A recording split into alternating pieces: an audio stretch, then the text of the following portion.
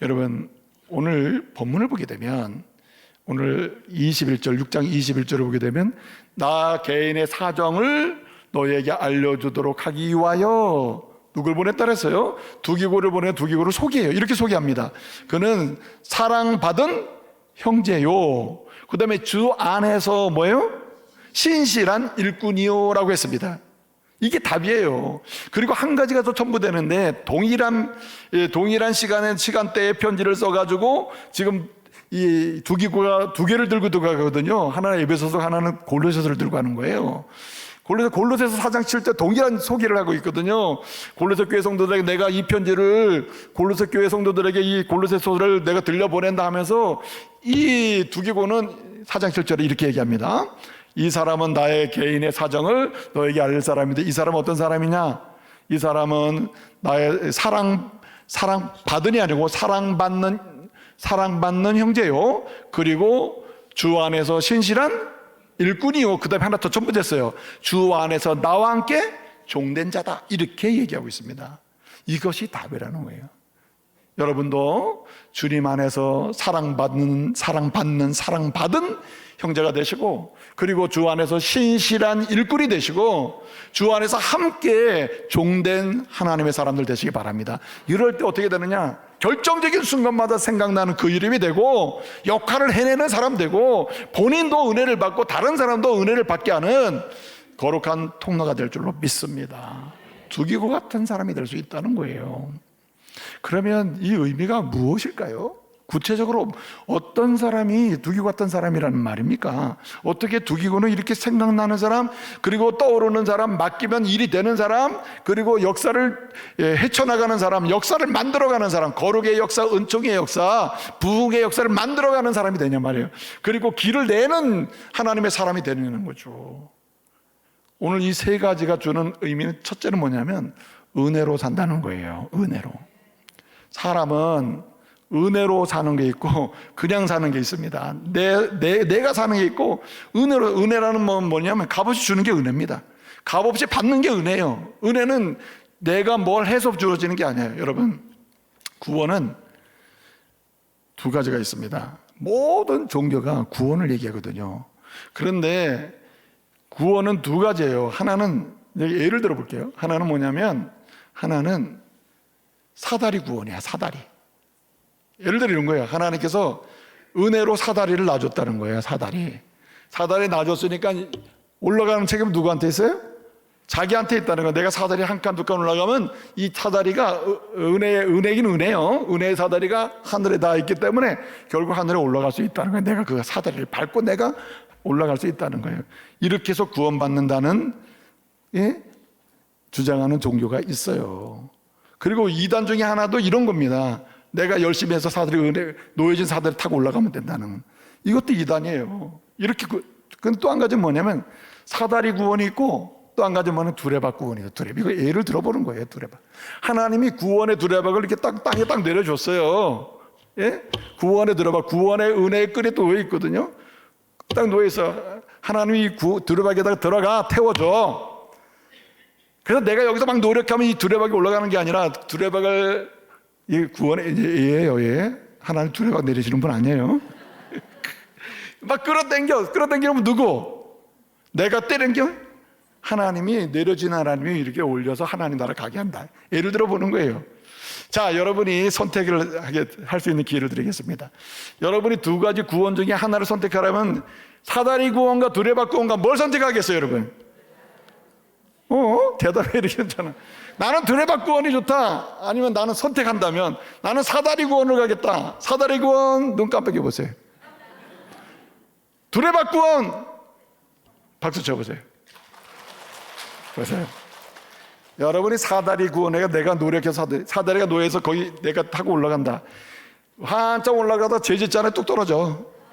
한참 올라가다 뒤지면 또 한 5칸 뚝 떨어져. 평생 가도 올라갈 가능성이 없어요. 매일같이 죄짓는 인간이 무슨 선한 일을 해가지고 올라가겠어요. 네?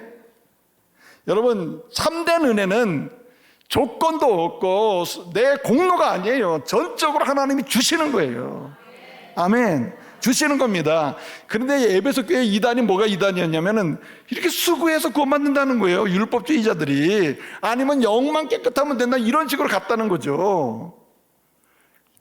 그래서 사도 바울이 편지를 쓰는 겁니다. 여러분, 에베소서는요, 에베소서 말이에요, 크게 두 가지거든요. 주제가. 그 주제가 뭐냐면은 첫 번째 1장부터 3장까지는 은혜의 복음이에요. 은혜의 복음으로 구원받는데 은혜로 구원받는다는 거예요. 복음은 은혜인데 은혜로 구원받는다는 복음을 설명하고 있어요. 그래서 4장부터 6장까지는 이렇게 은혜로 구원받았고 은혜의 복음으로 구원받았으니까 은혜로 살아야 된다는 얘기를 4장부터 6장까지 하는 거예요. 은혜로 부르심을 받은 자답게 살아야 된다는 거예요. 그러니까요, 1장부터 6장까지 쭉 구원은 오직 은혜의 복음으로 은혜로 된다, 은혜로 구원받은 사람은 은혜로 살아야 된다, 이 얘기를 하는 거거든요. 이게 굉장히 중요한 부분이에요. 그러면서 마지막에 딱 내가 한 사람 소개할게. 이 편지 가져갈 사람 누구? 두기고야. 한마디로 두기고는 어떤 사람이냐?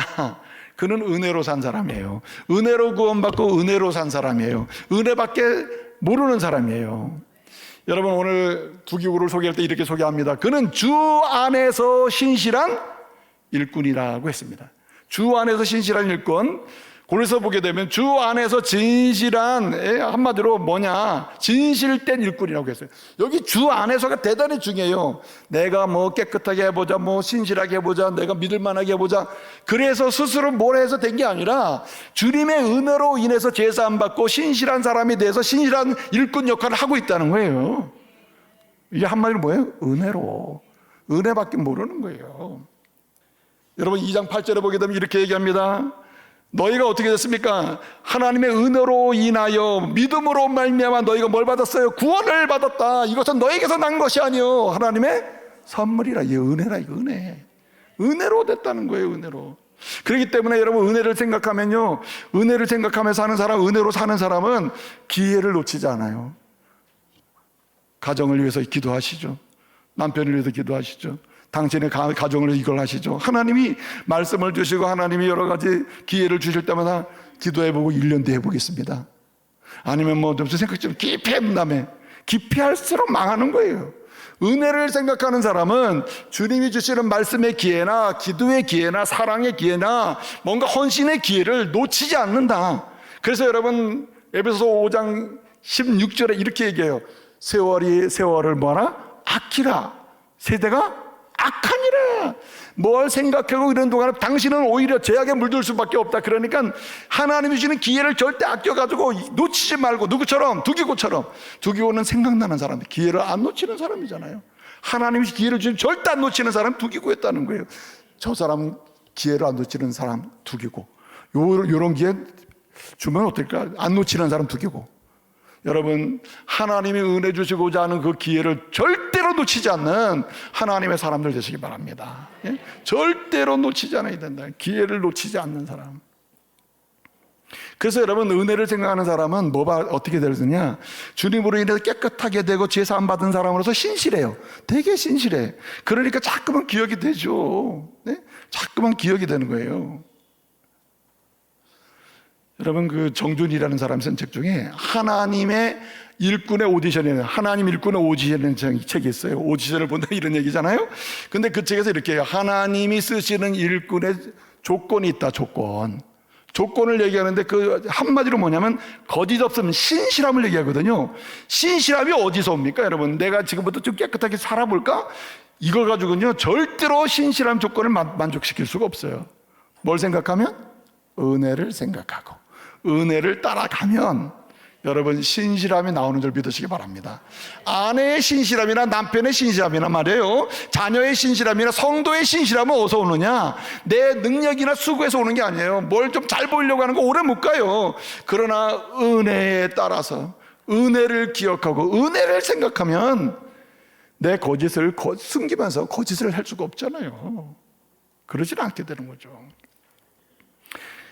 여러분, 또 한 가지 있습니다. 오늘 본문에 이랬습니다. 그는 어떤 사람이냐? 두기고는 왜 생각나는 사람, 그리고 꼭 결정적인 순간마다 동행을 하고 결정적인 순간마다 문제를 해결하고 결정적인 순간마다 대신에 누구 역할을 해줄 수 있는 하나님의 축복 역사를 이룰 수 있는, 어디를 가든지 부흥의 통로가 될 수 있고 길을 내는 사람, 이렇게 되느냐는 거예요. 두기 같은 이름도 빛도 없이 있던 사람인데 바울 전체 인생 중에, 사역 중에 잊을 수 없는 사람이 돼 있다 이거예요, 두기가. 왜 그렇습니까? 오늘 그는 이렇게 얘기합니다. 그는 사랑받는 형제요. 사실 이 형제라는 말이 아델포스라는 말인데, 이 말은 남자만 가리키는 말이 아니에요. 이 말은 성경에서는요, 형제자매 다 가리켜요. 한마디로 그리스도 안에서 가족되고 동료되고 함께하는 사람을 가리켜요. 우리는 다 그리스도 안에서 형제죠. 아델포예요. 그런데 이 두기고는 왜 생각나는 사람, 결정적인 때마다 그렇게 쓰임받는 사람이 되고 역할을 하는, 한 번도 거절에 이런 게 일어나지 않잖아요. 오히려 길이 열리잖아요. 왜 그랬을까? 그는 한마디로 하나님의 사랑받은 사람, 성도 바울의 사랑받은 사람, 성도들의 사랑받은 사람, 초대교회 성도들이 상당히 많이 알았어요. 두기고는 알았을 거예요. 근데 사랑받은 사람인데 이 말을 거꾸로 뒤집으면 그는 자기를 사랑하시는 주를 뭐하며 살아요? 사랑하며 산다는 얘기예요. 자기를 사랑해서 복음을 전해준 바울을 어떻게 해요? 사랑해요. 에베소 교회를 사랑해요. 자기가 전혀 무관할 수도 있지만 골로새 교회를 사랑해요. 그렇기 때문에 뭐합니까? 그는 어디든지 가오리다 이런 거죠. 부름받아 나선이면 내가 어디든지 가겠다. 부름받아서 부모가 된 이상은 내가 부모로서의 어떤 역할을 끝까지 해보겠다. 부름받아서 아내가 되고 남편이 되고 하나님의 교회 직분자가 된 이상은 내가 어디든지 무엇이든 할 수 있겠다. 왜 그래요? 사랑하기 때문에 그렇죠. 사랑받은 게 완전하기 때문에 나도 사랑하지 않을 수 없어요. 그래서 말이죠, 에베소 3장을 보면요, 이렇게 구원받은 사람이 잊지 말아야 될 게 뭐냐? 그리스도의 사랑을 알고, 3장 18절에 보게 되면요, 에베소 3장 18절에 보면 그리스도의 사랑을 알고 이렇게 돼 있어요. 4장에 보면 그리스도의 사랑으로 용납하고 이렇게 돼 있거든요. 여러분 3장 마지막 절을 보게 되면요, 3장 14절 이하를 보게 되면 바울의 기도가 나와요. 두 번째 기도가 나오거든요. 에베소서를 보면 바울이 세 번의 기도가 나오는데, 첫 번째는 1장의 마지막에 은혜를 알게 달라고 기도하고, 두 번째 기도는 3장 마지막에 나오는데, 이 기도의 핵심은 주여 저들로 하여금 그리스도의 사랑을 뭐예요? 알게 해 주옵소서. 그리스도의 사랑을 알게 달라. 이 말은 그리스도의 사랑이 이렇게 크구나 이거 깨닫는 게 아니에요. 그리스도의 사랑으로 구원받았잖아요. 오히려 그리스도의 사랑에 감동해서 뭐 하는 사람? 사랑하며 살게 해달라는 얘기예요. 그래서 여러분 4장을 보게 되면 4장에서 하는 얘기가 그 말이에요. 4장에서 하는 말이 그 사도 바울이 4장에서 하는 말이 사랑으로 서로 뭐예요? 용납하고 이렇게 되는 거거든요. 사실 에베소 교회 성도들이 이렇게 구성원이 유대파 사람들이 성도들이 있고 헬라파 사람 성도들이 있었다 그랬잖아요. 갈등이 있었다 그랬잖아요. 이게 하나 되는 게 대단히 중요하거든요. 그래서 에베소서를 보게 되면 교회는 어떤 교회냐? 유기적으로 하나 된 교회다. 이걸 강조합니다. 유기적으로 하나 된 교회. 그게 3장에서 그걸 계속 강조하는 거거든요. 계속. 근데 여기 4장을 보게 되면요, 4장에서 뭐라고 이야기합니까? 4장 1절을 보게 되면 죄와 허물로 죽었던 우리를 뭐예요? 살리셨다. 이런 얘기를 해요. 우리가 이제 산다. 주님 안에서 산다. 요 얘기를 해요. 그러면서 어떻게 해요? 그 사랑으로서 용납하라고 얘기해요. 5장에 가서 보면 뭐라고 했냐면 이렇게 5장 1절을 보면 이렇게 얘기합니다. 너희가 사랑받은 자 같이 하나님을 본받는 자가 되라. 그러면서 5장 2절을 보게 되면 너희가 서로 사랑으로 행하라. 이렇게 선언합니다. 무슨 얘기예요? 두기고가 어떤 사람입니까? 이렇게 복음을 다 전한다 마지막 두기고를 내놓은 이유는, 가장 대표적인 이유는 복음으로 구원받고 복음으로 사는 사람들 그 핵심 중에 하나가 바로 사랑받은 자인데 그는 사랑하며 살았다는 거예요. 여러분, 주님의 사랑을 알면 알수록 그는 사랑하게 됩니다. 여러분, 사랑이 있는 곳에는 나누어집니까? 모아집니까? 사랑이 있는 곳에는 분리가 일어납니까? 아니면 하나가 됩니까? 에베소 교회 문제는 뭐냐면은 분리되는 거였거든요. 헬라파 사람들 나눠지고 그 다음에 유대파 사람들 나눠지고 이렇게 하나 되지 못하고 있다는 거예요. 근데 그리스도의 사랑은 분리가 아니라 하나라는 거죠. 하나. 근데 이 하나는 어떻게 되느냐? 그리스도의 사랑을 알고 그리스도의 사랑으로 사랑하는 사람이 한 사람만 제대로 있으면 그 사람을 중심으로 모아지고 하나 되고 연합되고 그리고 힘이 되고 능력이 됨을 믿으시기 바랍니다. 그래서 여러분, 가정에서 아무리 건조하고 뭔가 좀 드라이한 집안 많잖아요. 사랑이라는 건 느낄 수 없고 차고, 예? 정말 말 한마디 잘못하면 야들이나 맞고 이런 집 있잖아요. 예? 말 한마디만 잘못하면 그냥 남편을 막 죽이는 아내 있잖아요. 막. 나 진짜 무서워. 신방 가면 그렇게 같이 예배를 드리는데 막 남편을 꼼짝 못하게 만들고, 남편도 착해가지고 아멘 이러고 그러면 안 되잖아요. 그거 어떻게 합니까? 여러분, 하나 되게 하는 건 뭐냐면, 주님의 사랑을 알고 뭐예요? 사랑하는 곳에서는요, 이게 모아져요. 그러니까 에베소 교회를 해결할 수 있는 방법은 그리스도의 사랑을 알기를 기도하거든요. 3장에서 마지막에서 그 사랑을 알고 그 사랑을 하면 어떻게 돼요? 하나가 되고. 그러니까 사실 에베소서의 말씀을 복음으로 구원받는다, 복음으로 살아야 된다, 이거 이제 전해주잖아요, 이 메시지를. 이 성경책을 그대로 갖다 주는 건 누구나 할 수 있어요. 갖다 하는데 이 말씀을 받을 때 성도들이 감동으로 받고, 그렇구나, 은혜로 구원받고 은혜로 살아야 되는구나, 이런 그런 자리가 만들어지는 현상은 누구에 따라 결핍나요? 전달하는 사람에 따라 달라져요. 전달하는 사람. 이 66권 말씀이 있는데 이 설교자가 문제가 될 수 있어요. 그래서 이 설교자가 항상 죄 짓는 심정이라 회개하고 이러거든요. 항상 엎드리는 게 그 심정이에요. 주님, 내 말이 아니라 주님의 사랑이 그대로 좀 전달됐으면 좋겠으면, 이게 이제 소원이란 말이에요. 그런데 여러분, 바울이 말하는 건 내 개인 사정뿐만 아니라 우리의 사정도 알려주면서 6장 22절에 너희의 마음을 뭐예요? 위로한다. 위로한다는 말은 리인포스먼트 쪽이에요. 무슨 얘기냐? 강화시키는 거예요. 이 바울의 편지를 가져가가지고 두기고가 전달해서 얘기를 하면은 너의 마음에 믿음이 강화되고, 이게 위로가 되죠. 믿음이 약한 자가 믿음이 좋아지면 위로가 넘치잖아요. 너의 마음에 이 말씀이 전해지고 두기고가 설명을 해주고 상황을 얘기해주면은 사랑이 점점 풍성해져. 그럼 너무 좋잖아요. 위로가 되잖아요. 위로가. 소망과 비전이 없던 사람이 두기고가 가지고 이 편지는 이런 뜻인데 바울이 이런 상황에서 이 편지를 쓴 거예요. 나도 이런 마음으로 여러분을 사랑하는 마음으로 왔어요. 그러니 이 편지 한번 읽어보세요 하면 어때요? 그들은 비전이 있는 거죠. 아무리 고난이 와도, 아무리 사단마귀가 갈라놓으려고 해도, 아무리 막 그냥 이단이 우리를 막 핍박을 해도 우리는 흩어지지 않는다, 우리는 하나다, 우리는 전진할 수 있다, 이렇게 되는 거 아니에요. 비전이 생긴단 말이에요. 비전이. 그러니까요, 가정을 정말 살리고 싶으시면은 십자가의 사랑을 내가 아는 만큼 받는 만큼 더 알기를 소원하면서, 여러분, 십자가의 사랑을 아는 대로 사랑하시고 십자가의 사랑 그 깊이와 넓이 그대로 어떻게 합니까? 여러분, 바울이 말이에요. 바울이 예배서를 쓰면서 얘기하는 거예요. 3장에서 얘기하는 게 그거예요. 그 3장 기도문에 3장 15절 이하에서요, 14절 이하에서 3장 기도할 때 그리스도의 사랑을 알게 하는데, 그 사랑을 알게 하는데 말이에요, 어떻게 하냐면 그 너비와 높이와 넓이와 깊이를 알게 해달라고 그래요. 이 말은 사랑의 깊이가 더해지기를 원하는 거죠. 여러분, 부부도요, 사랑의 깊이가 자꾸 생겨야 돼요. 1년차 부부, 2년차 부부, 10년차 부부, 20년차 부부, 50년차 부부 뭐 이렇게 됐다. 갈수록 사랑이 냉랭해지고 살아보니 별거 아니야, 이렇게 되는 건 얼마나 불행합니까? 갈수록 어때요? 참 신비다, 신비. 깊이가 있다. 참 이분의 인격이 이렇구나. 이렇게 성장하는 건 우리가 서로 약했는데 이렇게 성장하고 있구나. 이게 사랑의 깊이가 생기는 거 아니에요? 깊이, 넓이, 높이라니까요. 그건 언제 가능했냐면 사랑할수록. 여러분, 주님이 날 조건 없이 사랑하신 것처럼 여러분 아내도 조건 없이 사랑하시고 남편 조건 없이 사랑하시고 교회도 조건 없이 사랑하세요. 주님의 역사도 조건 없이 사랑하면서 동참하는 은혜가 있기를 말씀으로 축복합니다. 조건 걸지 마세요. 십자가 사랑은 조건이 아니에요. 희생과 헌신이란 말이에요. 그래서 여러분, 오늘 사랑받는, 이 말은 사랑했고 사랑하고 있으며 앞으로도 사랑하고 살겠다는 것이 두기고의 삶의 지표예요.